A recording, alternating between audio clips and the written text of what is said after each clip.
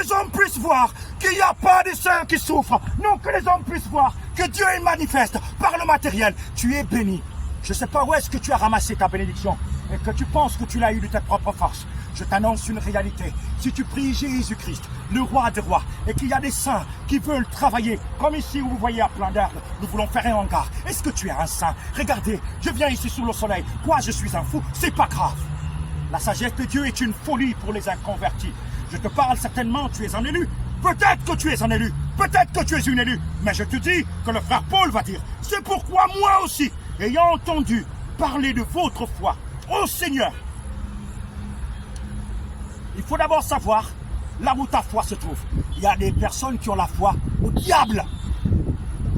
Mais il confirme ce pour votre foi au Seigneur Jésus-Christ et de votre charité pour tous les saints.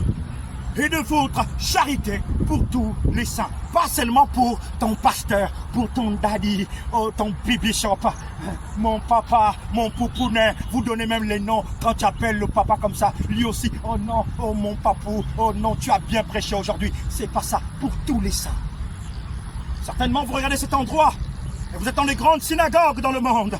Mais nous sommes là, et je sais que Dieu va susciter des personnes qui sont élues avant la fondation du monde. Et il y a des choses qui doivent marcher. Il faut des écoles chrétiennes, il faut des orphelinats, il faut des maisons pour les malheureux sans-abri. Il faut, parce qu'il y a des personnes que Dieu a choisies, des élus avant la fondation du monde, pour manifester la gloire des dieux sur la terre. Alors écoutons la suite. De votre foi au Seigneur Jésus-Christ et de votre charité pour tous les saints. Écoutons au verset 16. Je ne cesse de rendre grâce pour vous, faisant mention de vous dans mes prières. Je ne sais pas si vous connaissez ce qu'on appelle la prière. La prière, c'est un prix qu'on paye. La prière, c'est le jeûne. À chaque fois que tu bénis les saints, alors les saints prient pour toi, pour que Dieu remplisse encore ton grenier. Certainement par toi, il y a des grâces et des personnes qui mangent, par tes dons, par tes sacrifices. Alors je suis au verset 17. Afin que le Dieu de notre Seigneur Jésus-Christ, le Père de gloire, vous...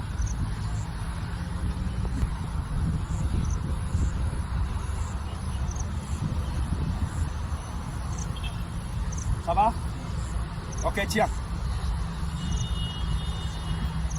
Ne coupe pas. Viens, tiens, va manger les gars. Hein? Bon appétit, hein? Voilà.